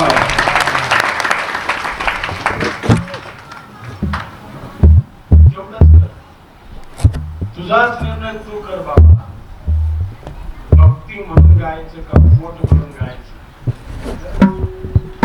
त्याच्यात कल्याण आहे. आणि मी अनेक माझ्या प्रेमाच्या सांगत असतो मला देवानं काय कला दिलेली आपल्याला. गायची कला असेल, वाजवायची कला असेल. अरे कीर्तन करणं ही कला नाही समजत मी. ही पोपटपंची कुणी करू शकतो महाराज, कुणी करू शकतो. याला रियाज करावा लागतो. पहाटे उठून 4-4 2-2 तास रोज गायचा असू द्या, नाही तर तो पखवाजाचा असू द्या महाराज. कारण दुपारच्या नंतर त्याची बोट ओळत नाही तेवढी महाराज. सकाळी विसावलेली बोट जेवढी मारतात तेवढी नंतर ओळत नाही महाराज. तो रियाज एक एक गोष्ट आठवते राव मला. काय करा. आणि मग ते टायमाचं बंधन हनुमानच्या गौरवीच्या कळवर आहे काही नाही झालं. नाही होऊ द्या. मला कुठं सर्टिफिकेट घेऊन जायची बाबाचा कशी आणाय का आणायची काय करायची. तुमच्या तुम्हाला अशी शेकडो मंदिरं मी दाखवे. तुम्हाला दक्षिणेकडे गेल्याच्या नंतर महाराज रावणाची मंदिरे तर त्याची पूजा होते महाराज.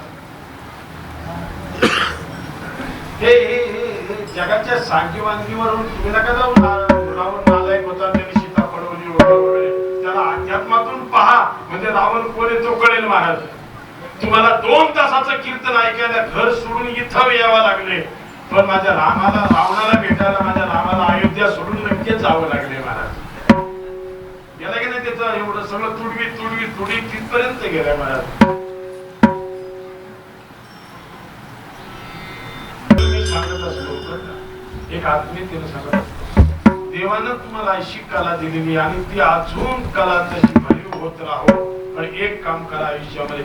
तुमच्या आयुष्यात जर कधी काही कमी पडलं ना तर तुम्हाला माझे शब्द केव्हा आठवतील. काहीच नाही.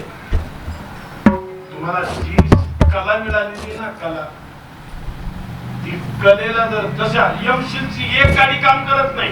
यमशीलच्या 2 गाड्या जरी एकत्रित जर काढून लावल्या ना तर मला इतक्या फीड बसतात का त्या तुटल्याशिवाय निघत नाही. येतं बरोबर. तुमची कला त्या कलेला दुसरी यमशीलची काडी जोडा. ती साधनेची कला आणि साधना या 2 जरी एक जागी जरी झाल्या ना महाराज तर तुमच्या आयुष्याला कोणीही तोडू शकत नाही हा सिद्धांत आहे. पण तो बिझनेस म्हणून कला नको. आजकडे प्रत्येकाचं काय चाललं दुसऱ्याच्या हितासाठी. हनुमानजी गेले त्याला आणलं आणि मग मी काय सांगतो हनुमान सुसेनानं रामाला विचारलं मी वैद्य रावणाचा. एवढी 2 वाक्य नीट ऐका आणि मग आयुष्यभर जगायचं कसं तेवढं ठरवा. मी वैद्य रावणाचा, अन्न खातो रावणाचं, नोकर कोणाचा आहे मी. तू रावणाचा वैरी आहेस. रावणाचं खानदान रावणाशी लढण्याकरता तू आलेला आहेस. म्हणजे मी कोणाच्या बाजूचा आहे. आणि मी तुमच्या पक्षाच्या माणसाला जर मी नीट करू तर मी काय करू सांगा. मी काय करू. माझ्या आयुष्यात कधीच कीर्तनात हे प्रमाण मला आठवलं नव्हतं. कसं तरी आठवलं त्या दादा मी बुद्धियोग गमतो तो देतो मला. कारण वातावरण तयार झाल्याच्या नंतर आपण मोर नाचतो महाराज. नाही नाचतो. गाणं आपल्याला पहिलं नाच रे मोरा.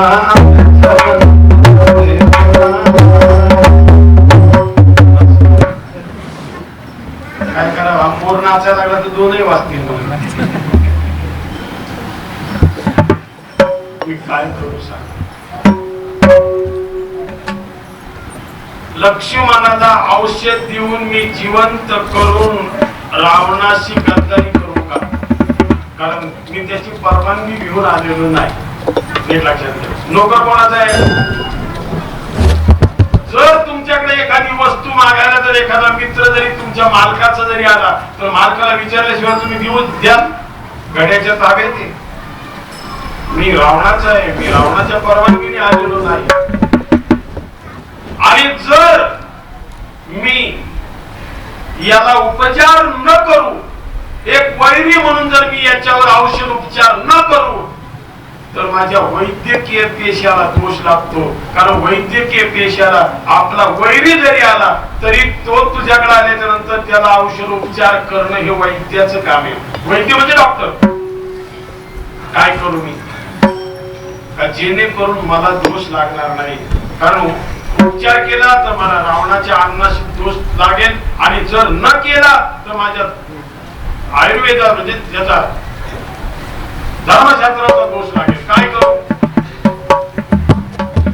रामाचं उत्तर आहे का, हे सुशन, माझ्या भावाला औषध देत असताना शुद्धीवर आणत असताना जर तुझा धर्म आणि आणि धर्म जर तुझा तुटत असेल तर मी माझा भाव सोडायला तयार आहे, पण मी तुझा धर्म सोडायला तयार नाही. तू तुझा धर्म सांभाळ. कदापि नो हे सीमा उल्लंघन. आणि सुशेना, तुला धर्म सोडायला सांगणारा मी नाही. परोपदेश पांडित्यम, दुसऱ्याला उपदेश करायचा आणि आपण त्याच्या विरुद्ध वागायचं हे नाही. कारण माझा अवतार तेवढ्यासाठी झाला. आणि मग सुशेनाने सांगितले, बघ, तू तुझा भाव जर सोडायला तयार असशील पण धर्म जर सोडायला तयार नसशील तर लाख माझ्यावर अन्याय आणि अत्याचार मला शिक्षा होऊ दे रावणाकडून, पण मी सुद्धा आता माझा धर्म सोडायला तयार नाही. मग त्यानं नाडी परीक्षा केली, औषध सांगितलं आणि औषध आणायला द्रोणागिरीवर हनुमानजीला पाठवला. लक्षात ठेवा, सकाळी सूर्योदयापर्यंत आला पाहिजे. आणि जसे हनुमानजी गेले, जसं रावणाला कळलं आणि रावणाला कळल्याच्या नंतर रावणाने लगेच एक माणूस पाठवला काळनेमीला बोलवायला. काळनेमीला बोलवला आणि त्याला सांगितलं, आत्ताच्या आत्ता जा, हनुमान गेलेला आहे. सूर्योदयापर्यंत जर औषध जर आली तरच तो जिवंत होईल. सूर्योदयाच्या नंतर औषध आली तर तो जिवंत होणार नाही. आणि हे सुशेनानं सांगितलंय म्हणून हनुमान गेलाय. एक काम कर, सकाळी सूर्योदय होईपर्यंत हनुमान तिथे कसा अडकून पडेल एवढंच काम कर, का जेणेकरून औषध येणार नाही आणि लक्ष्मण उठणार नाही. लक्ष्मण जर जिवंत झाला नाही तर राम आपले प्राण ठेवणार नाही. म्हणजे गोळानी मरते त्याला डाय न बाजायची.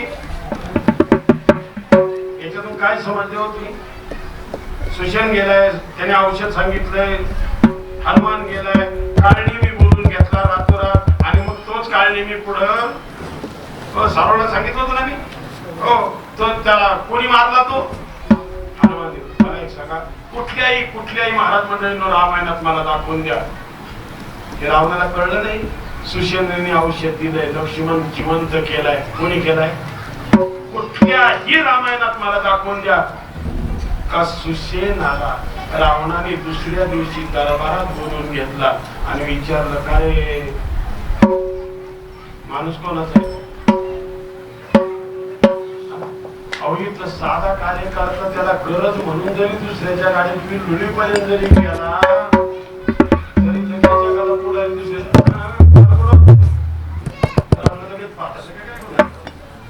एक शब्दानं कुठल्याही रामायणात विचारा रावणाने विचारलं नाही सुशेनाला. वैद्य माझं अन्न माझं खातोय आणि वैद्याला जाऊन तू सामील झालास आणि त्यांना तू औषध देतोय. माझा पोरगा ज्याच्या हातून मारणार आहे त्याला तू जिवंत करतोय. एक शब्दानं कुठल्याही रामायणात मला दाखवून द्या, कुठल्याही रामायणात दाखवून. आणि मग त्याची 6 मारायची होती पण हनुमानजीनं याला मारला, काळनेमीला. आणि तो जो काळनेमी होता महाराज, जन्म घेणे लागे वासनेच्या कंस म्हणून जन्माला आला. आणि याची जी 6 मारायची राहिली होती, या 6 तपश्चर्या केली, ब्रह्मदेवाला प्रसन्न केलं आणि ब्रह्मदेवाला सांगितलं होतं आमचा बाप मायावी आहे, जरी त्याला हनुमानजीनं मारला असला तरी तो कोणत्याही रूपात येईल आणि आम्हाला मारील, तेव्हा आम्हाला मुक्ती द्या.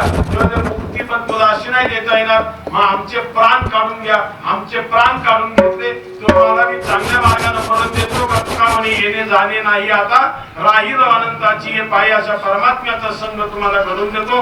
त्यांचे 6 जणांचे आत्मे काढून घेतले आणि आपल्याकडे ठेवले. पुढे वसुदेव देवकीचं जे लग्न झालं महाराज, त्या वसुदेव देवकीच्या लग्नामध्ये जो 8वा मारील म्हणून सांगितलं, हे 8 वाट बघायला काय लावली, हे जे 6 होते ना, हा काळनेमी जो होता हा कंस झालेला होता. आणि ही जी 6 मुलं होती ही देवकी मातेच्या गर्भात एक घातली. ज्याची होती त्यानंच मारली. 6चा कोठा संपला, 7व्याचा मारण्याचा अधिकार नाही. म्हणून भगवंतानं योग मायेला पाठवलं, देवकी मातेचा गर्भ काढला आणि तो रोहिणी मातेच्या गर्भामध्ये नेऊन घातला. हा 7वा तो गर्भ योग माया नेत तो तिथे नेऊन घातला. 8व्याच्या वेळेला देवकी बरोबर होती. देव आले, त्याच्यामध्ये त्यांनी सगळे स्तवन केलेले देवांनी. त्याच्यानंतर दिवस भरलेले आणि दिवस भरल्याच्या नंतर देवकी मध्यरात्रीला जेव्हा ती बाळंतीण झाली, चतुर्भुज असणारी सुंदर अशी मूर्ती भगवंताची प्रगट झाली. 8 वर्षाची चतुर्भुज मूर्ती. देवकी माता म्हणाली की बाबा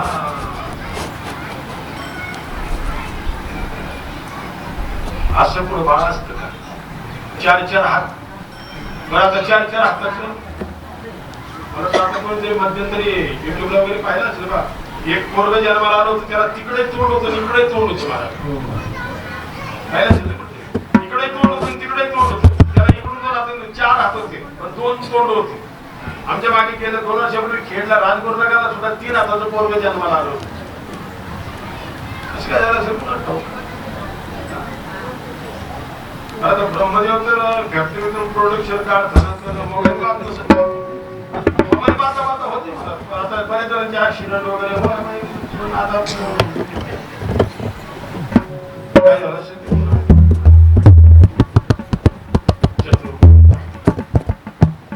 देवा. किती संतांचा विनोद आहे बरं का. आता संतांचा चित्रवी हे किरकोळ संतांचा नाही, चांगले ज्यांची साधना महत्वाची त्यांची. देवा अरे बारीक हो, अरे लहान बाळाला 2च हात असतात, 2 हात नकोय. तिनं देव ओळखला होता महाराज, कारण तिनं मागच्या जन्मामध्ये तपश्चर्या केली तेव्हा तो चतुर्भुज झालेला होता. 2 हात देवानी गायब केले. अरे एवढा मोठा नसतो, बारीक असतो. बारीक हो, देव झाले बारीक. 2 हात छोटीशी बारीक. आणि मग देवकी म्हणायला लागली हे पोरग झाल्याबरोबर रडत असते, रडायला सुरुवात कर. रामावतारात आहे करी रोज न खाना काही प्रगट कुमाराच्या भजनात आहे बा. म्हणलं आई हे घेण्यान देण्याचं रडायला. अगं प्रत्येक आई रडत असलेल्याला शांत करते. मी शांत आहे तुम्हाला रडायला सांगते. आणि खरं सांगतो मी रडल याच्यात नवल नाहीये, पण आयुष्यभर आपल्या कर्मानं जे रडतात त्यांच्या अश्रू पुसण्याकरता मी येत असतो. त्यांचे अश्रू पुसायला त्यांचं रडणं मी शांत करायला मी येत असतो. आणि खरं सांगू आई तुला, तुम्ही बंदीखान्यामध्ये आहात, बाहेर पहारेकरी आहेत. मी जर रडलो तर पहारेकरी जागे होतील, कंसाला सांगायला जातील, कंस येईल आणि माझा सगळा पुढचा कार्यक्रम.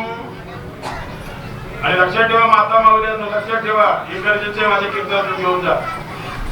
कुठल्याही पोरामध्ये ते पोरग जर झाल्याबरोबर जर रडलं तर त्याला कुठल्याही प्रकारचा बौद्धिक दोष राहत नाही. आणि जी पोरं आज विकलांग आहेत, ज्यांच्या मेंदूवर परिणाम आहे किंवा बाकीचे शरीर व्यंगी ज्यांच्या तयार झालेले आहे, त्या अशा बाल रोग तज्ञाकडे जर तुम्ही पोरग नेलं तर तो डॉक्टर आजही तुम्हाला पहिला प्रश्न विचारतो, झालं तेव्हा हे रडलं का? आणि म्हणून रडलं पाहिजे पोरग. झाल्याबरोबर जर पोरग रडलं तर सगळे अवयव ठीक ठाक आहेत म्हणून समजायचं. आणि रडलं नाही तर समजायचं हे आता आपल्याला रडावं लागणार. हा सिद्धांतच आहे महाराज. जर मी रडलो तर हे सगळे जागे होतील. म्हणजे बाळा तू एवढं सगळं बोलतोय म्हणजे उद्या सकाळी तुझ्या मामाला कळेल, म्हणजे कंसाला कळेल, तो येईल, त्याला तो उद्या मारणार. म्हणलं आई मी त्याला मारायला चालू, काळजी करू नको. म्हणजे उद्या सकाळी मारणार तू त्याला? आई उद्या सकाळी नाही, कारण माझ्याकडे मी कधीही कोणालाही वशिल्यानं नंबर घेत नाही. मी त्याच्या अगोदर बऱ्याच जणांचं रिझर्वेशन आहे. आणि म्हणून कंस इथं सकाळी येण्याच्या अगोदर मला इथं ठेवू नको. गर्भ गेला म्हणजे मी तुम्हाला कोणती कामगार देतो, चला माया उपजली ठेवे आणि तिला घेऊन या.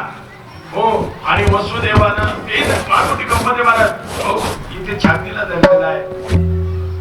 बाळा पण येणार कसं, पायात गेले बाहेर भारेकरी दरवाजाला आरगळा शृंगारा लावलेल्या मोठ्या कड्याच्या कड्या आहेत.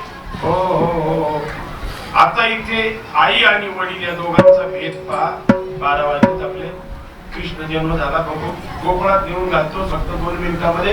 कारण आदल्या दिवशी कृष्णाचा जन्म झाला आणि दुसऱ्या दिवशी गोकुळात जन्मोत्सव झाला. त्या दिवशी झालेला नाही. त्यामुळे आपल्याला कार्यक्रम पुढचा लगेच आज करता नाही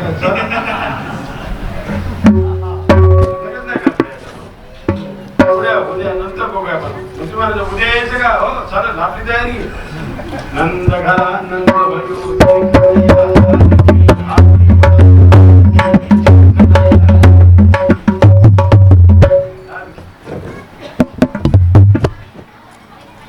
एवढा भेदभाव म्हणजे तुम्हाला सगळं परमार्थ कळणार. वसुदेव बाबाने छातीला धरले. मला मी तुला कसं नेणार? तेवढ्यामध्ये देवकी माता काय म्हणते ती ऐका. सोडा सोडा मिठी सोडा सोडा मिठी लवसाशी करेल माझ्या बाळाला मारील. काय अर्थ कळला? वसुदेव बाबा म्हणतात बाळा तुला कसं नेणार? पायात पेढ्यात म्हणजे आजही तुम्ही फार काय ना थोडस बाळा. अजूनही वसुदेवाला माहिती माझा पुत्र आहे बाळ म्हणून हाक मारलाय. आणि देवकी काय म्हणते? सोडा सोडा मिठी लपवा लपवा जग जेठी. म्हणजे आई वडील दोघे आहेत परंतु वसुदेवांना परमात्मा आहे हे कळलं नाही परंतु भक्तीला ओळखला. नाही हे लक्षात ठेवा माता मावल्यांनो. स्त्री ही भक्ती असते आणि पुरुष हा ज्ञान असत. स्त्री ही भक्ती असते आणि पुरुष हे ज्ञान असत. भक्तीमध्ये नम्रता असते आणि ज्ञानामध्ये अहंकार असतो. आणि अहंकाराने माणूस कधीही परमात्मा ओळखू शकत नाही. लक्षात ठेवा याचं कारण. तुम्ही मला अहंकार काय? हो सांगतो. राजूचा शब्द उदाहरण म्हणून घ्या. कोणाचा गैर समज नका करू. आजूबाजूला एखादा माझ्यासारखा काय कीर्तनकार असेल गायक असेल कोणी वादक असेल तुम्ही त्यानंतर उद्या त्यांना भेटलं भाऊ एवढा सुंदर सप्ताह झाला पुढे सगळे बाकीचे सगळे बंद झाले इथं छान सप्ताह झाला तुम्ही आले नाहीत. आपलं पुढे नाव होतं हे कशाचं प्रतीक?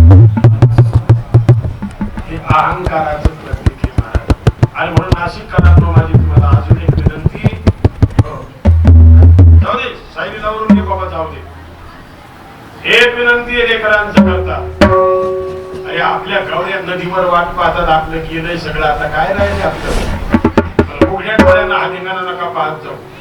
कोणता? आज तुमच्या नाशिक जिल्ह्यामध्ये एक मोठा रोग आहे. कोरोनाच्याही पेक्षा मोठा रोग आहे. एकदा का तुमच्याकडे मुला मुलींचे लग्न लागलं आणि लग्न लागल्याच्या नंतर अक्षदा टाकल्या पण त्या अक्षदा टाकणारा सुद्धा तुमच्या इकडच्या ब्राह्मणांचं फार हाल येत राहू.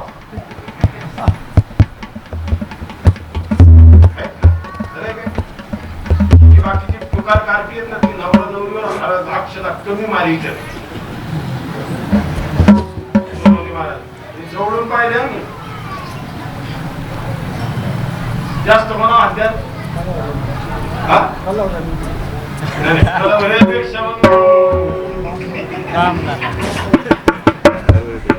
बरोबर आहे ना.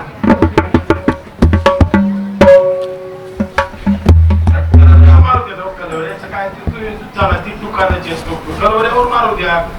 कदाचित तिचं लक्ष नसेल म्हणून तिचं लक्ष इकडे करायला पण त्या ब्राह्मणांनी काय केलं विचारांनी या 2 ठिकाणी या ब्राह्मणांवर मोठा काटा धरलेला आहे ब्राह्मणांवर. आता हिरवळी तुमच्याकडे आहे की नाही मला माहित नाही हो वळी नाही. आणि तुम्हाला माझी एवढी एक कळकळीची विनंती आज कळकळीची हात जोडून विनंती आहे महाराज. धिंगाणा घालणारी तुमच्या भावकीतली त्याच्या मित्रमंडळीतली पोरं असतील पण खर्च करणारे बाप तुम्हीच आहात ना. उघड्या डोळ्यानं कधीही तुमच्या लेकरांना नवरा उचलून घ्यायची मग यांनी वर उचलायचा नंतर त्यांनी नवरी वर उचलायची. इथं जेवढ्या माझ्या भगिनी असतील छोटी छोटी लेकरं असतील ज्यांची लग्न व्हायची ना मुलींनो माझं तुम्हाला जाहीर आव्हान आहे. कधी जर असा प्रसंग आला आणि त्याला जर उचलला तर तुमच्या मैत्रिणींना कलवऱ्यांना कधीही तुम्हाला उचलायला सांगू नका. त्याला आसन गरज खाली तवा हार घाला. तोटा एक तर पोरींचा तिचा आई कुठं मारायला. महाराज मी प्रमाणाशिवाय बोलत नाही. भगवान रामाचं लग्नामध्ये वय होतं 18 वर्षाचं आणि सीतामाईचं वय होतं 6 वर्षाचं. सीतामाईचा हात पुरत नव्हता. स्कंद पुराण पहा, मी तुम्हाला पुराणांची नावं सांगतो ते शोधा. हो, गदिमांनी सुंदर वर्णन केलं. झुकले थोडे राम जानकी घाली वरमाला. राम प्रभू थोडे झुकले आणि नंतर सीतामाईनं वरमाला घातली. झुकले थोडे राम जानकी घाली वरमाला. स्वर्गा माझी देवकरांनी करती करताला. म्हणजे स्वर्गातून देव करत आला म्हणजे टाळ्या वाजवतो. कुठलाही पुरुष भक्तीमध्ये नम्रता असते, ज्ञानामध्ये ताटा असतो, अहंकार असतो. आणि जोपर्यंत तिसरं अजून व्यावहारिक कारण सांगतो. आता एक पुराणातलं नाही, व्यावहारिक कारण सांगतो. ते स्पीकर वाले आहेत त्यांना विचारा. केवळ एक वायर जर टाकली तर तुमची लाईट नाही पेटणार. त्याला अर्थिंग पाहिजे. बरोबर आहे. तुम्ही लाईटचं जर काम करत असाल तर घरातलं माणूस, म्हातारा माणूस मध्ये थांब, पायात काहीतरी घाल. जर पायात काही नसेल आणि जर तुम्हाला करंट लागला तर माणसाला शिवापासून चिटकण्याची, कारण जमिनीमध्ये अर्थिंग आहे तेवढी पावर आहे महाराज. आणि मग मला सांगा सज्जनांनो, ज्यांच्या उभी आयुष्यात अर्थिंग पाहिजे, ज्यांना काहीतरी शक्ती, पावर, त्यांचा संसार सुखी होण्याकरता पाहिजे, ती जमिनीवर पाहिजेत का जमिनीच्या वर आधांतरी टांगलेली पाहिजेत? तुमचं हार कुठं चाललं? महाराजांना टांगलेली या आयुष्यावर टाकाटाकीची यांची. संस्कार नका बिघडू. भारतस्य प्रतिष्ठे द्वे संस्कृतम संस्कृतीच तथा. फक्त संस्कृती टिकवा. आणि मग उचललेला कमळापती पायीची बंधने गळती. बाहेर पडले. आता दरवाजेच्या जवळ गेले. दरवाजे आपोआप उघडले. पहारेकरी होते. बाहेर लागले. म्हणले बाबा लवकर चला, सकाळी यायचे तुम्हाला, लवकर चला, लवकर चला. अरे पण कुणी जागा असला तर? अहो एक काही जागा नाही. सगळ्यांच्या गाड्या कसारा घाट सोडून गेल्या. तुला काय माहिती? मला काय माहिती? मी तुम्हाला पुढच्या वर्षी भेटलो तर सांगतो कशी माहिती येते. आणि मग महाराज पुढे गेले तर पाऊस पडायला लागला. मंद मंद पाऊस. मी मगाशी सांगितलं मला बरीच 2-3 कारण सांगतो, म्हणजे सविस्तर नाही सांगत. एक तर कृष्णाचा जन्म झाला. कृष्णाला एक वेळेला सुद्धा देवकीला नाणायला मिळालेलं नाही. आणि आजही तुमच्या आमच्या घरामध्ये जर एखादी मासिक धर्माची स्त्री असेल, काही पवित्र कार्यक्रम जर आपल्याकडे जर असेल तर बाई काय करते? गाईचं गोमूत्र आणते आणि 2 थेंब त्याच्यावर टाकते. त्यावेळेला ती शिव झाली तर नाही का? नाही बदल आहे. तसे 4 थेंब का होईना वरून राजाने त्याच्यावर टाकले. त्याचं स्नान पवित्र त्याला पवित्र देतो. एक व्यवहार दशा केली. पुढे एक बाई आली सुंदर अशी, हिरवी साडी घातलेली, बळबड भरलेली, पाना फुलांच्या वेण्या घातलेली. महाराज ही अर्ध्या रात्रीला आलेली दुसरी कोणी नव्हती, त्याची सासूबाई होती. तुम्ही मला सासू आहात, तशी जन्म झाला. सासू कशी? त्यांनी टोपलीतून वर्णन केले. सासूबाई नमस्कार. ती म्हणली जावई बा नमस्कार. वसुदेव बाबा म्हणले हे कसं काय? त्याने बाबा मनात शंका घेऊ नका, मी बंडखोरी केलेली नाही, करणार नाही. मी मगाशी सांगितलं त्यांनी कोणाला दिलेला शब्द पाळलेला. बापाला सांगितलं मी बंडखोरी करणार नाही. रुक्मिणीला आणायला पळून गेला. आणायला गेला तर बापाला विचारून घेतला काय? हो महाराज, खेळत्व येण्याची खेळावा. मी मागच्या जन्मात राम होतो. हिची मुलगी ही धर्मी माता आहे. हिची पोरगी सीता मागच्या जन्मामध्ये मला दिलेली होती. आणि म्हणून हिचं माझं सासू जावयाचं नातं आहे. किती जुनं कोण धरतो रे. अरे बहुनी मी व्यतीत आणि जन्मानी प्रवचार कितीतरी. पुढे गेले आणि पुढे गेल्याच्या नंतर यमुनेला पूर आला होता. प्रेमाचा पूर होता. तिनं वाट दिली. पूर चढायला लावेला अंगुठा. पुढे गेले. नंद बाबाचा दरवाजा उघडा होता. त्याच्यामध्ये गेले. आतमध्ये यशोदा मैया झोपली होती. कुशीमध्ये मुलगी झोपलेली होती. आणि तिला याला ठेवलं. तिला घेतलं. परत आले. दरवाजे बंद केले. इकडे आले. यमुनेला वाट दिली. कारागृहात आले. हातापायातल्या बेड्या जसेच्या तशा झाल्या. आणि पुन्हा रडे माया करी अकांत नावामध्ये दूध सब उठले.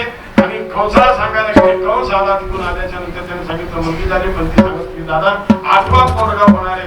परंतु मुलगीच झाली. मग त्याला नारदाचे शब्द आठवले. अरे नारदाने सांगितलं तेच बरं झालं, पण दादा एवढी तरी पोरगी मला राहू दे ना, कारण पोरापेक्षा जास्त ओढा तुमचा, कारण गावातून गेलेलं तीच कळून देते लोकांना, बाकी कोणी कळून देत नाही. गावातून गेलेली म्हणजे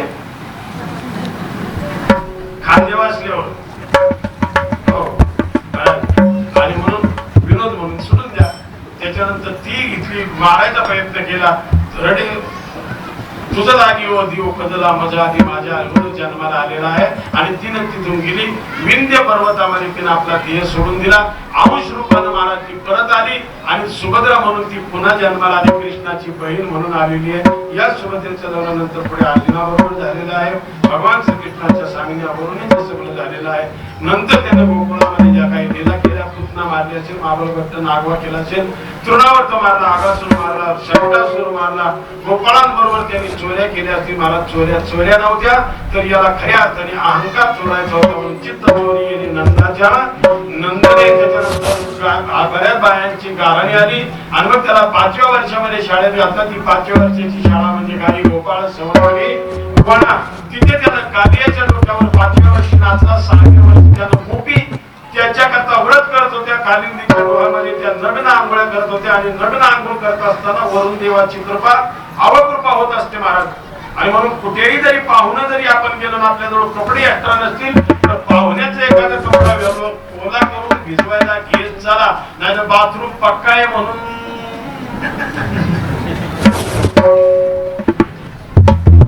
तुम्ही असं तुम्हाला कळलं होतं. वरून देवाचा शाप लागत असतो, तो लागू नये म्हणून यांनी कपडे पळवली होती. आणि त्याच्यानंतर 6 वर्ष झाली. 7व्या वर्षामध्ये त्यानं गोवर्धन पर्वत 7 दिवस त्यानं उचललेला होता.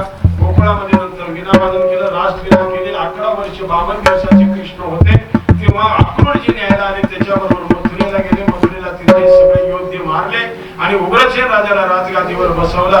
आणि नंतर भगवान श्रीकृष्णानं आपल्या असणाऱ्या सगळ्या सौंदर्यांना या जशा वृंदावनामध्ये किंवा काही याचं एक मधलं कारण असं ते का ही सगळी जी गोकुळामध्ये मुलं होती, ही तुलाचं सगळं दही दूध तूप लोणी विकायला जात होतं मथुरेला. आणि कृष्णाला माहिती होतं, बलरामदादाला सांगितलं हे सगळं दही दूध तूप लोणी तिकडे विकायला जाणार आहे, तिकडचे मल्ल सुधरतील, आपली पोरं तशीच उपवासी राहतील, पहिले यांना खाऊ घालू म्हणून आजी देतो पोट भरी पुरे बरा देतो भरी. पण जर तुम्हाला पोटभर खायचं असेल तर आज याला तरी यारे लागे अवघे माझ्या बरोबर चला. चोरी करायला जायची ना, मग चोरीचं पथ्य काय आहे, हळूहळू चला, कोणी कोणाशी न बोला, कोणी कोणाबरोबर बोला बोलू नका. याचा अर्थ काय महाराज, परमात्म्याच्या बरोबर असेल, परमात्म्याची प्राप्ती जर असेल होत असेल तर हळूहळू बोला, म्हणजे बाकीचं संसाराचं बाकी काही बोलू नका. तुका म्हणजे सांडा घाटे. आता तुमच्याकडे हरभरे आले असतील बा, हरभरे नाही येतो त्याला घाटा म्हणतात, पण यातात त्याला खरा घाटा नाही म्हणत महाराज. काही काय हरभरे बाजरी, काही काय हरभरे असे 2-2 दाणे जे असतात, त्याच्यात 2 दाणे असतात, काही मध्ये 1 दाणा असतो, आणि काही हरभरे असे दिसायला सगळ्यात मोठा असतो पण चुरगाळल्यावर कळतो त्याच्यात आहेत ना असे काही. तुम्ही पहा, एखाद्या मंदिराचं काम करा, सप्त्याचं काम करा, काही धार्मिक काम करा, मोठा हरभरा दिला जाते, तरी पावती फाडल्यावर कळत पोकाळे पोकाळे पोकाळे. हे असे सांगण्यापेक्षा माझ्या बरोबर या हात गवळणीच्या पाठीवरचा सरळ अर्थ होता. आपले 12 वाजून गेले, गडियाचे गेले, खांदी भार पोटी भूक, काय कीर्तनाचे सुख, काय कीर्तन ऐकत बसल्या म्हणजे भुका लागल्या. आता म्हणजे मला पुन्हा त्यांनी तिच्यावर बोलण्याचा प्रयत्न करूया. गवळणीची कडवी आता बघायची तुम्हाला म्हणजे गवळणी ऐकायची एखाद्या कार्यक्रमात भेटणार. श्याम तेरी बांसुरिया बजने लगी, कान तेरी बांसुरिया बजने लगी, सारी सारी रात मैं तो जगने लगी, सारी सारी रात मैं तो जगने लगी. दुनिया की रीत मैंने सारी तोड़ दी, तेरे संग शाम मैंने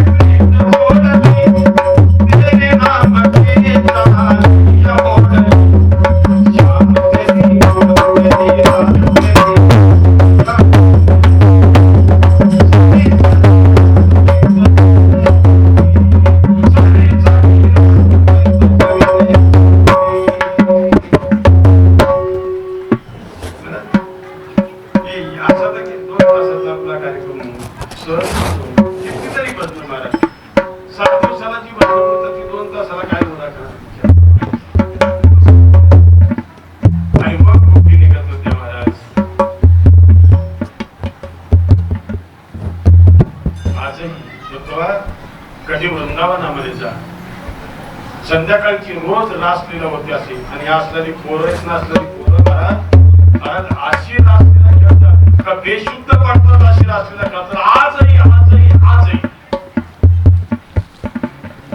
हे वातावरण वेळ आपली अधिक झालेली आहे. माऊलीच्या कृपेनं आपला निर्विघ्नपणानं सप्ताह पार पडलेला आहे. तरी पण 4-2 दिवसात कुठेही आपल्याला कुठे काही थोडासा आपल्या पाठीशी राहू एवढी संकल्पना करतो. अधिक वेळ झालेला आहे. दरवर्षी आपल्याकडे काय करतो, काल्याचं कीर्तन झालं का काल्याचं कीर्तन करते आणि थोडं मोकळा होतो. पण सांप्रदायिक नियमाप्रमाणे थोडेसे मागवा ना, मला ते चिकाची मंडळी दिसणार ज्यांच्या आधिपत्याखाली सप्ताह चालतो महाराज, तो ती दहीहंडी फोडण्याचा अधिकारी मग मी अनेक वेळेला महाराज जो व्यासपीठ चालक असेल, एखादा सप्ताह एखाद्याला महाराज नसतो एखाद्या सप्ताह, मग ज्याच्यातलं असेल एखादा 7 दिवस तिथे राहिला असेल आणि म्हणून त्यानं जे देवांना गाळा दिला नाही त्याचं कारणच आहे का जे पहिल्यापासून आपल्या गावात येत ना ते आपल्या कार्याचे अधिकारी आगंतुक आलेला. म्हणून माझ्या अंतर्गत या ठिकाणी सोनवणे महाराज, दिगंबर महाराज असतील, पेराकेश्वर महाराज असतील, हे पत्रिकेमध्ये मी काल वाचलेली आहे.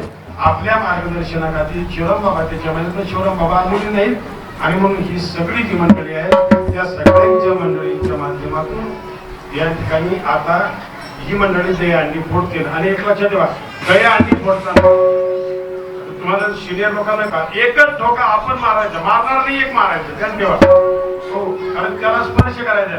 पण बाकीच्या तुम्ही सप्त्यात ठोकं घालली का मशी आणते एक ठोका, मग नंतर बाकीच्या काढून घ्यायचे. हरिबाईकडे पुढं, हरिबाईकडे पाठवून द्या इकडं. आमच्या शिवराम बाबा इकडे धरायला महाराज या. आम्ही आता या ठिकाणी जय विठ्ठल करतो, काही करू नका. आणि या ठिकाणी हा दहीहंडीचा कार्यक्रम होईल. आरती आताच घ्यावा लागेल ना, दिंडी झालेली आहे ना, आरती लगेच घ्यावी लागेल. आरती मंदिरामध्ये तयार ठेवा.